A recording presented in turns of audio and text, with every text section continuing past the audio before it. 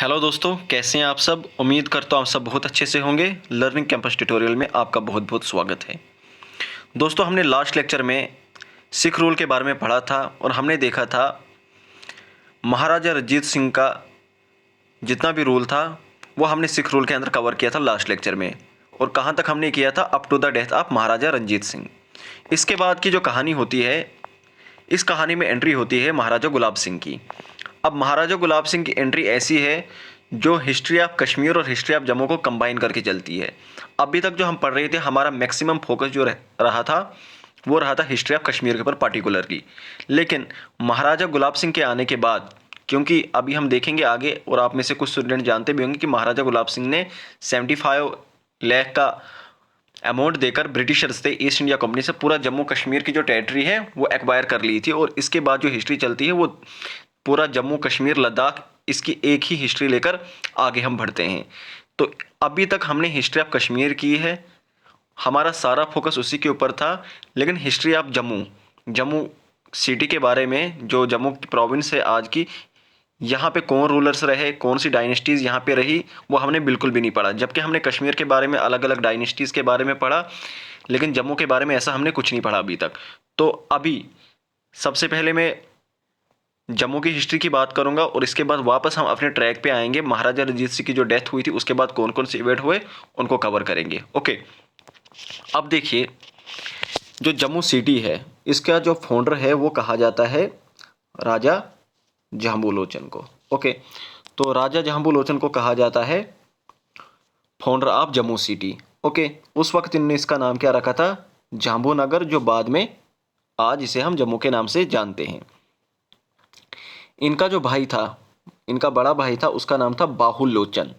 बाहुल लोचन ने बाहु फोर्ट जो बनाया है, ये बाहुल लोचन ने बनाया है।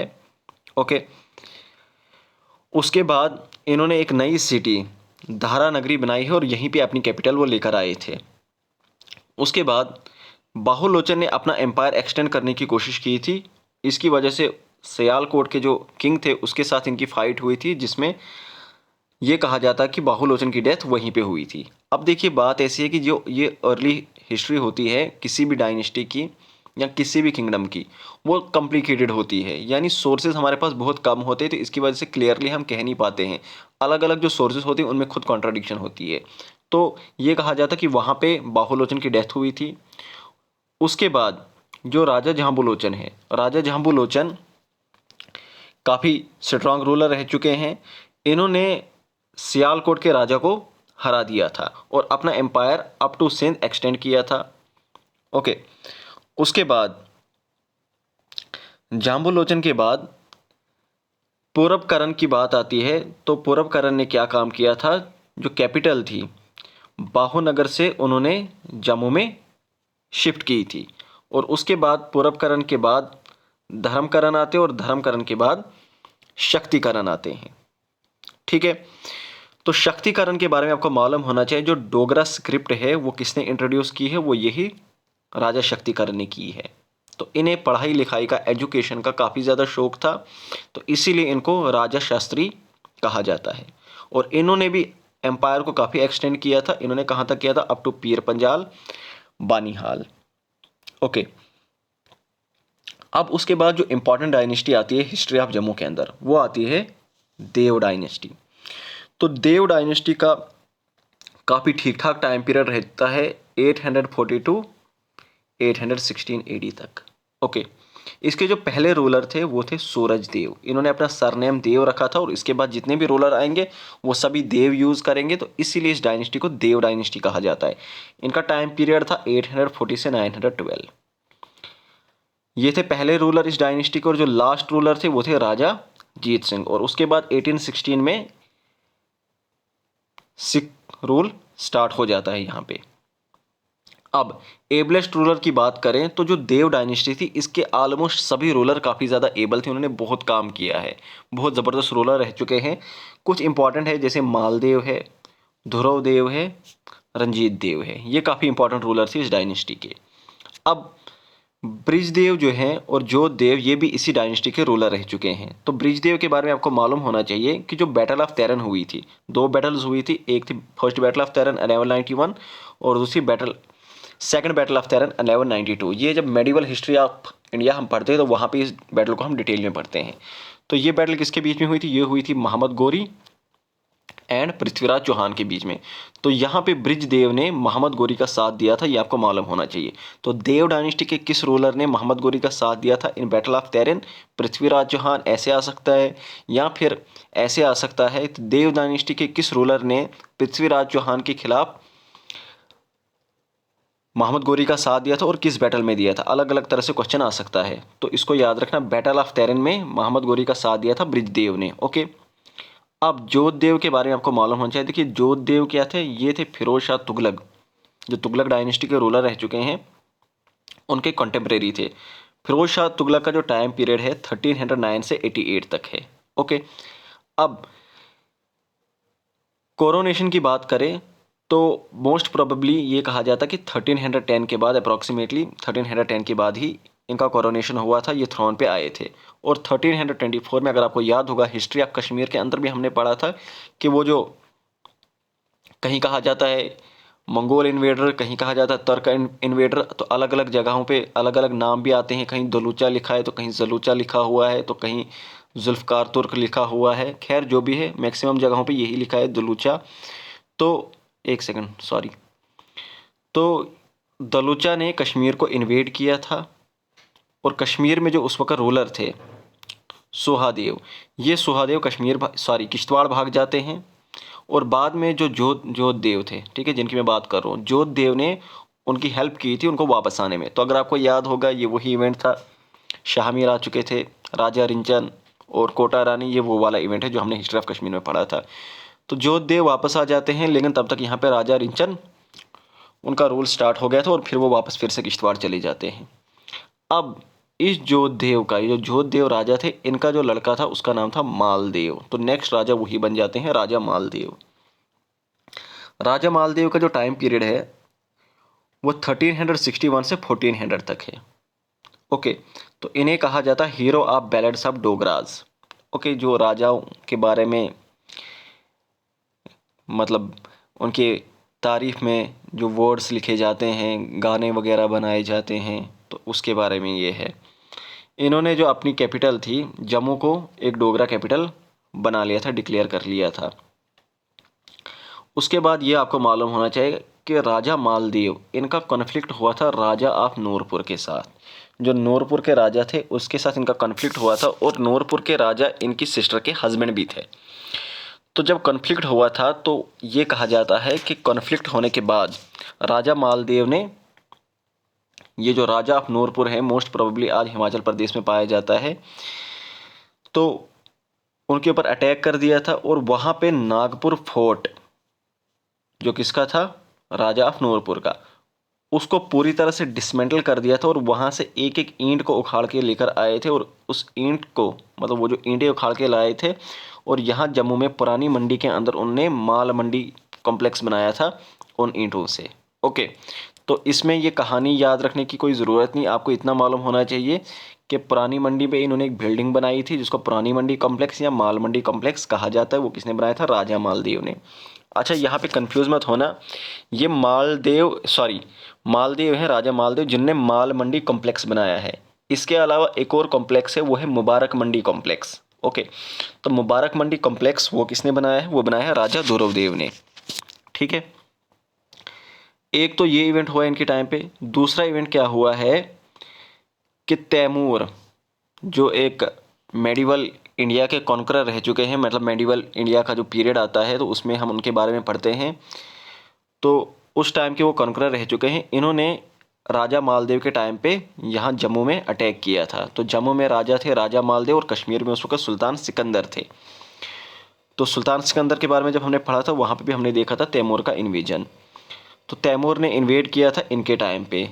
तो जम्मू का कौन सा राजा था, ये याद रखना कि तैमूर ने जब इन्वेड किया था तो जम्मू में कौन सा राजा था? तो राजा मालदेव उस वक्त थे जब तैमूर ने इन्वेड किया था। ओके, अब उसके बाद याद रखना कि इनका एक लड़का था, उसका नाम था हमीर देव। ये नेक्स्ट राजा थे, और इनको तुगलक डायनेस्टी के जो उस वक्त के रूलर थे, उन्होंने एक टाइटल दिया था राय भीम का। तो राय भीम टाइटल याद रखना, ये किसको दिया था? हमीर देव को। और हमीर देव किनका लड़का था?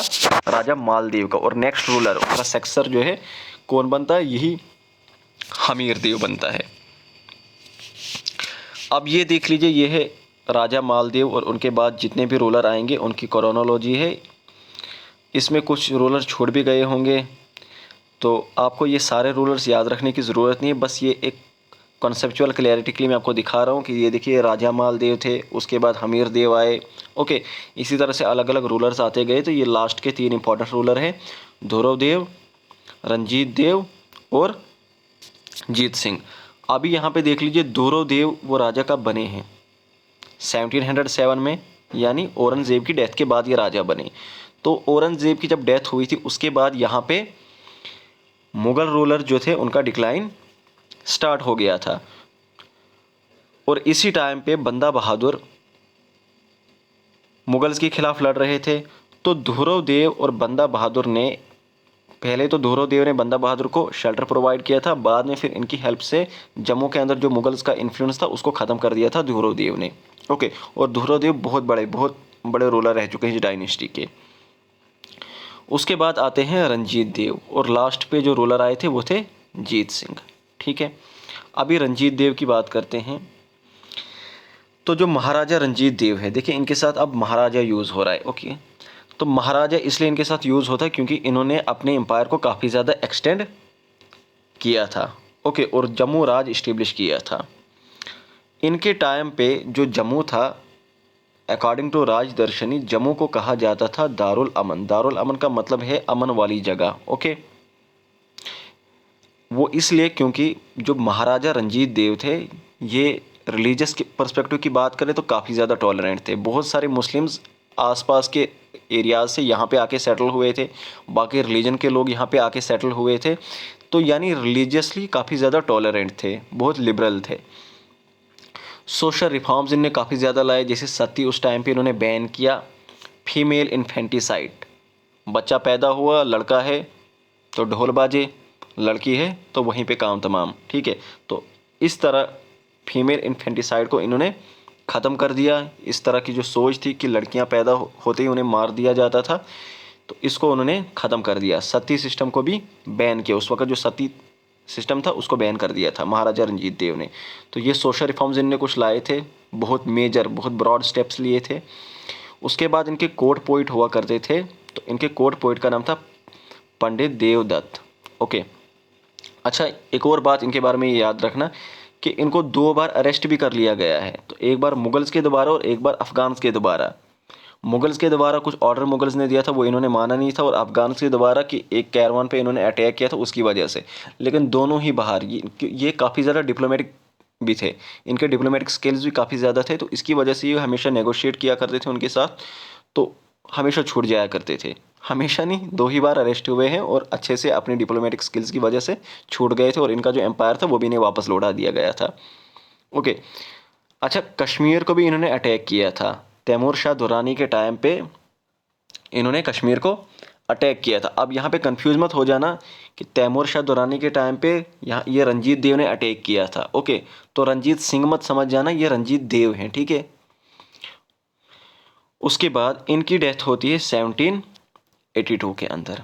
1782 के अंदर इनकी डेथ होती है। उसके बाद ब्रिजराज देव आते हैं, और उसके बाद ब्रिजराज देव के बाद संपूर्ण देव आते हैं, और फाइनली जो लास्ट रूलर आते हैं इस डायनेस्टी के वो था राजा जीत देव सिंह। ओके, तो राजा जीत देव सिंह के टाइम पे ही 1816 के अंदर महाराजा रंजीत सिंह जम्मू को अपने अंदर ले लेते हैं, और यहाँ पे सिख रूल इस तरह से इस्टेब्लिश हो जाता है। ओके, तो महाराजा रंजीत सिंह के बारे में हमने लास्ट लेक्चर में अच्छे से पढ़ा था। महाराजा रंजीत सिंह का क्या कंट्रीब्यूशन रहा, महाराजा रंजीत सिंह के टाइम पे कौन कौन से इवेंट हुए, किस तरह से वो पावरफुल हुए, किस तरह से उनका राइज हुआ, और फाइनली उनकी डेथ तक हमने लास्ट लेक्चर में किया था। अभी महाराजा रंजीत सिंह के बाद क्या हुआ वो हम इसके बाद देखेंगे। तो देखिए, अभी मैं महाराजा गुलाब सिंह की बात करता हूँ। 1792 टू 1857 टाइम पीरियड इनका। इन्होंने जो अपना कैरियर है वो एक एज अ सोल्जर स्टार्ट किया था अंडर महाराजा रंजीत सिंह, और आराम आराम से ये इनकी पोजीशन बढ़ती गई। महाराजा रंजीत सिंह काफ़ी ज़बरदस्त रूलर रह चुके हैं। जब ये सोल्जर थे तो काफ़ी ज़बरदस्त इनकी टेक्निक्स रह चुकी हैं। जैसे बैटल ऑफ गुमत की बात करें 1808 में, तो महाराजा रंजीत सिंह ने जब इन्हें देखा था तो वो काफ़ी ज़्यादा इम्प्रेस इनसे हुए थे। इसी तरह से बाकी अलग अलग एक्सपीडिशंस भी जो इनकी थी, तो महाराजा रंजीत सिंह इनसे हर जगह इम्प्रेस होते रहे थे। और फाइनली 1822 के अंदर महाराजा गुलाब सिंह, राजा, ये जो गुलाब सिंह थे अभी तो राजा नहीं बने थे, तो 1822 के अंदर इनको राजा ऑफ जम्मू डिक्लेयर कर दिया जाता है महाराजा रंजीत सिंह जी के दोबारा। ओके, तो 1822 में वो गुलाब सिंह को राजा डिक्लेयर कर देते हैं जम्मू का, और 1839 के अंदर महाराजा रंजीत सिंह जी की डेथ हो जाती है। ठीक है, अब उनकी डेथ जब हो जाती है उसके बाद क्या हुआ, तो देखिए उसके बाद सिख रूल जो था उसका डिक्लाइन स्टार्ट हो गया। कोई भी एक प्रोमिनेंट रूलर नहीं रहा। अब खड़क सिंह आया, थोड़े टाइम के लिए इनकी भी डेथ हो गई। नौनिहाल सिंह, इनका ही लड़का, खड़क सिंह का लड़का, उसकी भी उसी साल डेथ हो जाती है जिस साल रूलर बन जाते हैं। उसके बाद चांद कौर की बात करें, अब ये जो चांद कौर थी ये बन जाती है रेजेंट। रेजेंट किसकी बनती है? अनबॉर्न चाइल्ड ऑफ हर सन नौनिहाल। ये जो नौनिहाल था खड़क सिंह का बेटा, तो ये चांद कौर क्या थी? ये खुद नौनिहाल की माँ थी, यानी खड़क सिंह की वाइफ थी ये। ओके, तो इस नौनिहाल की जो वाइफ थी उनका नाम क्या था? साहिब कौर। तो वो प्रेग्नेंट थी और चांद कौर बन जाती उनकी रीजेंट, एक रीजेंट क्वीन की इनकी जगह। जब ये बड़ा हो जाएगा, गद्दी संभालने के लायक बन जाएगा, फिर ये रूल करेगा। ओके, रीजेंट का मतलब ये होता है। ओके, तो इनको टाइटल दिया जाता है मलिका मुकद्दस का। लेकिन होता क्या है, रीजेंट ये बन जाती है, लेकिन वो जो लड़का पैदा होता है स्टिल बॉर्न पैदा होता है, यानी उनकी वो माँ की कोख में ही डेथ हुई होती है। ओके, तो फिर इनका जो रीजेंट का वो जो पीरियड था वो ख़त्म हो जाता है। उसके बाद शेर सिंह बन जाते हैं नए राजा। उनको भी 1843 के अंदर मर्डर कर दिया जाता है। और उसके बाद बन जाते हैं दलीप सिंह। अब दलीप सिंह जब राजा बनते हैं उनकी एज सिर्फ 5 साल थी, तो इसलिए उनकी जो माँ थी रानी जिंद कौर, रानी जिंद कौर क्या बनती है? वो उनकी रेजेंट बन जाती है। 1838 के अंदर इनका जन्म हुआ था और 1843 के अंदर 5 साल की एज में इनको राजा बना दिया जाता है। इनके टाइम पे एक ज़बरदस्त इवेंट हुआ था, वो कौन सा था? फर्स्ट एंग्लो सिख वार, फर्स्ट एंग्लो सिख वार इनके टाइम पे हुई थी, जिसमें ये हार गए थे। ओके, अभी मैं बात करता हूँ एंग्लो सिख वार की, फर्स्ट एंग्लो सिख वार की। अब देखिए 1845 से 46 तक ये रही, कुछ महीने ये वार चली। हुआ क्या था, देखिए 1809 के अंदर एक ट्रीटी हुई थी, ट्रीटी ऑफ अमृतसर, जो हमने रंजीत सिंह के टाइम पीरियड में लास्ट लेक्चर में पढ़ा था। तो रंजीत सिंह एंड चार्ल्स मेडक्लेफ के बीच में ये हुई थी, और इसमें ये क्या कहा गया था कि देखो ये जो सतलुज है, सतलुज रिवर, ब्रिटिशर्स ने कहा था, ईस्ट इंडिया कंपनी ने कहा था कि हम सतलुज रिवर के ऊपर वाला जो एरिया है यहाँ पे नहीं आएंगे और आप यहाँ से नीचे नहीं आओगे, ये कहा गया था इस ट्रीटी ऑफ अमृतसर में। लेकिन आराम आराम से क्या होता है, ब्रिटिशर्स कन्कर करते जा रहे थे। अब देखिए 1857 तक उन्होंने कंटिन्यूसली कन्क्विस्ट किए हैं, एनेक्सेशंस की है। लेकिन 1857 के बाद जब यहाँ पे कंपनी रूल ख़त्म हुआ था और यहाँ पे क्राउन रूल इस्टेब्लिश हुआ था, उसके बाद कोई एनेक्सेशन नहीं हुआ था। 1843 में अंदर ब्रिटिशर्स सिंध को कन्कर कर देते हैं। ओके, उसके बाद ईस्ट इंडिया कंपनी जो है वो फिरोजपुर की तरफ आगे आगे वो मार्च कर रही थी। तो इसके रिस्पॉन्स में सिख आर्मी क्या करती है, उन्होंने सतलुज क्रॉस किया। लेकिन सतलुज क्रॉस करने के बाद सिख आर्मी ने ये कहा था कि हम बेसिकली ईस्ट की तरफ जा रहे थे। उन्होंने एक्सक्यूज़ दिया था कि हम कहाँ जा रहे थे, हम ईस्ट की तरफ जा रहे थे और वहाँ पर हमारा एक गाँव है, हमारा नहीं मतलब एक गाँव है, मोरान नाम का एक गाँव है, तो जिसकी ऑनरशिप वो डिस्प्यूटेड है, हम उस तरफ जा रहे थे, हम यहाँ नीचे बिल्कुल साउथ की तरफ एंटर नहीं हो रहे थे। लेकिन ब्रिटिशर्स ने एक वॉर डिक्लेयर कर दी। उन्होंने कहा कि आपने ट्रीटी ऑफ अमृतसर को वायलेट किया है, तो उन्होंने वॉर डिक्लेयर कर दी। ओके, तो इस वॉर में क्या होता है, जो इनके आर्मी जनरल थे, एक तो लाल सिंह और दूसरा तेजा सिंह, ये कहा जाता है उन्होंने गद्दारी की थी। इसकी वजह से अलग अलग बैटल्स में 5 सक्सेसिव डिफीट्स अलग अलग बैटल्स में इनको मिली थी। ओके, जैसे पहली मुदकी 18 दिसंबर 1845 में वहाँ पे हार गए। फिरोज शाह दिसंबर 21, 22, 1845 में वहाँ पे हार गए। बुदलवाल और अलीवाल में जनवरी 28, 1846 में हार गए। सेब्रोन में फरवरी 10, 1846 में हार गए। ओके, तो इसी तरह से लाहौर जो है, और लाहौर में तो बगैर फाइट किए ही हार गए। तो ये सब किसकी वजह से हुआ, ये कहा जाता है कि लाल सिंह और तेजा सिंह की गद्दारी की वजह से ऐसा हुआ था। तो इस तरह से फर्स्ट एंग्लो सिख वार हार जाते हैं और उसके बाद एक ट्रीटी होती है जिसे ट्रीटी ऑफ लाहौर कहते हैं 1846 में। अब देखिए ये जो ट्रीटी थी ये काफ़ी ज़्यादा ह्यूमिलेटिंग थी। इसमें क्या कहा गया, इसमें ये कहा जाता है कि वार इंडेमनिटी की बात होती है, सारा जितना भी कसूर था वो डाल दिया जाता है सिक्स के ऊपर, और ये कहा जाता है कि आपने ट्रीटी, जो पहली ट्रीटी ऑफ अमृतसर थी उसको वायलेट किया, इसकी वजह से हमें जंग करनी पड़ी, अब हमें जुर्माना दे दीजिए आप। तो 1 से 1 करोड़ तक, मतलब 1 से 1.5 करोड़ तक, ठीक है, कहीं पे 1 करोड़ लिखा हुआ, कहीं पे 1.5 करोड़ लिखा हुआ है, यानी मोर देन 1 करोड़, या इतना आप रख सकते हैं, 1 से 1.5 करोड़ तक की उनने रकम मांगी थी। उनने कहा कि एक तो आप ये हमें दे दीजिए लगभग 1.5 करोड़ की रकम, उसके बाद जलंधर दोब जो ब्यास और सतलुज के बीच में आता है वो वाला एरिया हमें चाहिए, ठीक है। सतलुज ब्यास से इसके बीच का एरिया जलंधर दोब काफ़ी ज़्यादा फर्टाइल था, तो ये उन्होंने कहा। और उसके बाद उन्होंने क्या कहा कि एक ब्रिटिश रेजिडेंट जो होगा वो लाहौर में रहेगा, ठीक है, अंडर सर हेनरी लॉरेंस। तो ये थी कुछ टर्म्स इस ट्रीटी की, ट्रीटी ऑफ लाहौर 1846 की। अब ये जो अमाउंट था ये काफ़ी ज़्यादा था, ये इतना ज़्यादा अमाउंट पे नहीं कर सकते थे। उसके बाद ट्रीटी ऑफ लाहौर 1846 में हुई। उसके बाद एक और ट्रीटी होती है same year, treaty of Amritsar. Treaty of Amritsar में ब्रिटिशर्स क्या काम करते हैं, वो जितना भी जे था, ठीक है, पूरा का पूरा जे, Jammu province, Kashmir province, Ladakh province, वो सब कुछ गुलाब सिंह को बेच देते हैं 75 लाख में। 75 लाख गुलाब सिंह उन्हें पे कर देता है और पूरा का पूरा जे उनके पास आ जाता है। और इस तरह से यहाँ पे मॉडर्न स्टेट ऑफ जे की इस्टेब्लिशमेंट हो जाती है और यहाँ से डोगरा रूल स्टार्ट हो जाता है। तो अब जो है, अब यहाँ से आगे डोगरा रूल स्टार्ट हो जाएगा, तो उस डोगरा रूल को हम नेक्स्ट लेक्चर में कवर करेंगे। तो ये था थोड़ा सा जम्मू की हिस्ट्री के बारे में, जम्मू की हिस्ट्री क्या रही, और उसके बाद महाराजा रंजीत सिंह जी की डेथ के बाद कौन कौन से इवेंट यहाँ पे हुए उसके बारे में मैंने थोड़ा सा कहा। ज़्यादा डिटेल में नहीं गए, जो जो फैक्चुअल पॉइंट्स थे वही मैंने कवर किए हैं। ओके, तो और डिटेल में आपको जानना होगा तो आप खुद भी थोड़ा सा बुक्स पढ़ लीजिए, देख लीजिए, लेकिन मुझे लगता है कि ये इंपॉर्टेंट बातें थी, जो इंपॉर्टेंट फैक्ट्स थे, मेजर फैक्ट्स थे, वो मैंने यहाँ पे बता दी है। बाकी आप भी अपने हिसाब से रिसर्च कीजिए, देख लीजिए, और अगर कहीं लेक्चर में कोई गलती रही होगी तो बता दीजिए, कमेंट करके बता सकते हैं। वैसे भी अगर कहीं मुझसे कुछ हो जाता है, बोलते हुए हो जाती है गलती, तो मैं उसे कमेंट को पिन करके रख देता हूं, तो आप देख लीजिएगा अगर मैंने कहीं पे कमेंट को पिन करके रखा हुआ है और मैं टाइमिंग भी मेंशन करता हूं कि यहाँ पे मैंने ये कहा है, तो आप वहाँ पे वो देख लिया कीजिएगा, ठीक है। इसमें कोई बड़ी बात नहीं, बोलते बोलते कभी इंसान कुछ गलत कह देता है, ठीक है। तो उम्मीद करता हूँ आपको ये लेक्चर पसंद आया होगा। Thank you so much, bye bye.